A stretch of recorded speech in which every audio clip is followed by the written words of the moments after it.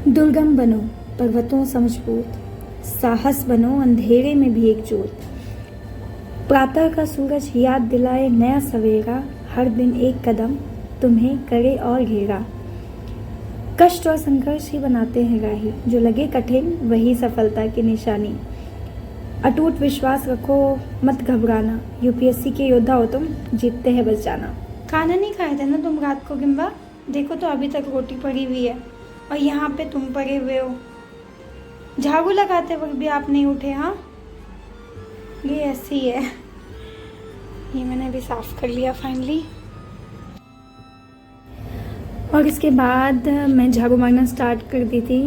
Like approx मुझे उठने के बाद 15-20 मिनट लग जाते हैं झाड़ू वगैरह मारने में। तो ऑल्टरनेट डेज पे मैं पोछा मार लेती हूँ एंड देन उसके बाद जो है मैं पानी ला के रखती थी। रीडिंग हो गई, लड़का दौड़ा दौड़ी खेल रहा है। क्या हो गया तुझे? ये क्या हो रहा है? रनिंग रनिंग, मेरी एक्सरसाइज की जिम्मेदारी आपने ले ली। क्या हुआ? ले। एंड उसके बाद I started having my tea with current affairs and काफ़ी अच्छे इंटरेस्टिंग आर्टिकल आई है। This article is related to Assamese cultural icon Zubeen Garg, जिनकी डेथ अभी रिसेंटली जो है सिंगापुर में हुआ है। ठीक है, और इसके कारण क्या हुआ है, बेसिकली इसमें ये लिखा हुआ है कि ग्रेव्स एक एथिस्ट जो गॉड में बिलीव नहीं करता था, ठीक है, लेकिन अपनी म्यूजिक और पर्सनालिटी की वजह से लोगों के लिए कल्ट फिगर बन गया, जैसे उसको गॉड जैसा स्टेटस मिल गया। तो उनका इम्पैक्ट कुछ ऐसा था कि उनकी म्यूजिक स्टाइल काफ़ी यूनिक थी, मॉडर्न एंड एक्सपेरिमेंटल थी। सॉन्ग्स में लाइफ स्ट्रगल और सोसाइटी के इश्यूज भी रिफ्लेक्ट होते थे। एंड दैट लोग उन्हें सिर्फ म्यूजिशियन नहीं बल्कि एक स्पिरिचुअल लीडर जैसा समझने लगे धीरे धीरे।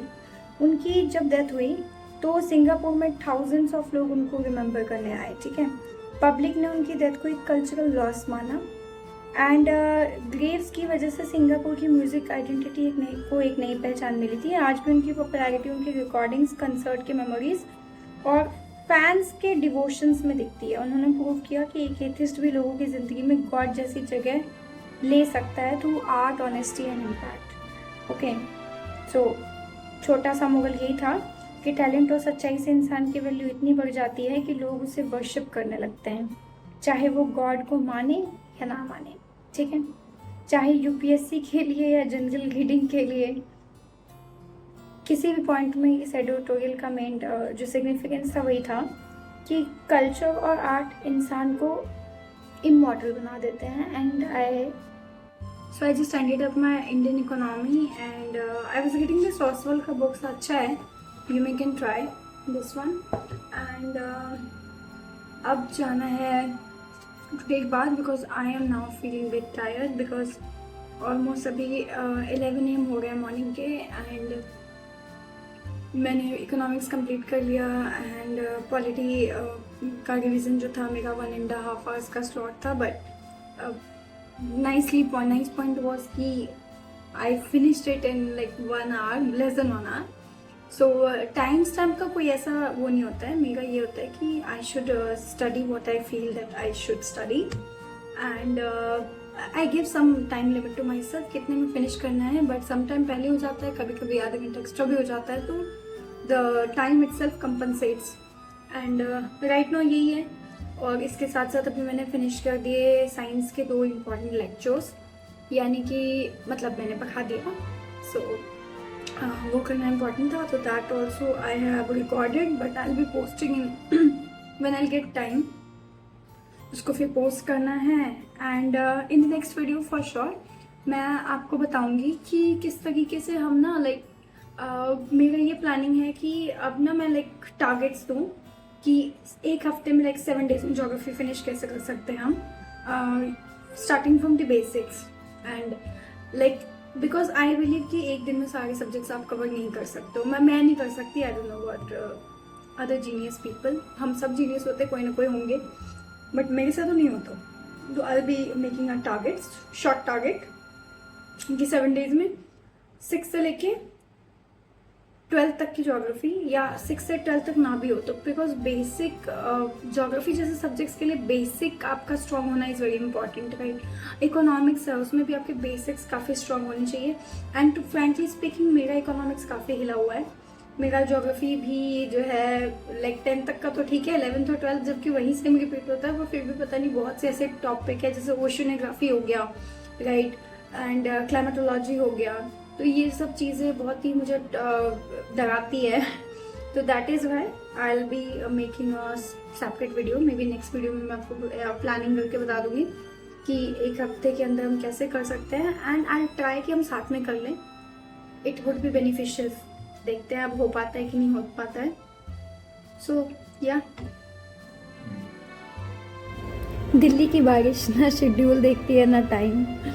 इस पर एक शायरी याद आई, यूपीएससी एस्पिरेंट के लिए ये एक है साइन, आज रास्ते भीग गए पर हौसले नहीं, किताबें सूख रही जज्बे गिले नहीं, हर पानी का कतरा कह रहा है बस यही, संघर्ष की राहों में रुकना मना है भाई, जो बारिश में भी अपना सपना लिख जाते हैं वही एक दिन आईएएस बन जाते हैं।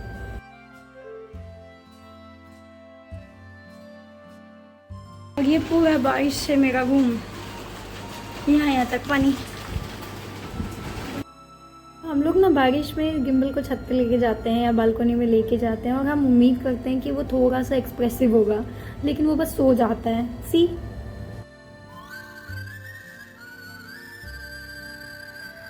कॉज आज इसकी भी बैंड बजानी थी और मैं इसको लेके आगे उठा के नहाने के लिए, और ये इतने नखरे कर रहा था, लेकिन एट द एंड मैंने इसे पटा वटा के नहला दिया। सच में कहती हूँ यार, एक तो एस्पिरेंट, उस पे जिम्मेदारियों का बोझ, ओ माय गॉड। आपके साथ भी कभी ऐसा होता है क्या? वैसे जिसके पास पेट होगा उन्हें समझ में आएगा। तो यहाँ पे गिम्बल को नहाने का काम समाप्त हुआ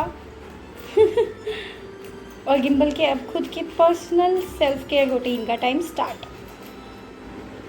सो अभी मैंने और गिम्बल ने नहा लिया है and now I will go for my lunch.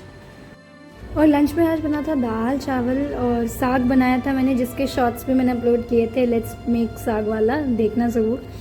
And then उसके बाद मैं आ गई थी ऑप्शनल कंप्लीट करने के लिए। Right now I am studying this contract वाला, एंड देन उसके बाद मर्केंटाइल है, फिर आईपीसी है। सो अभी बहुत कुछ है, लेकिन अभी कॉन्ट्रैक्ट का है। And since I covered it previously, so I am just using my other study references to make the notes of the previous questions.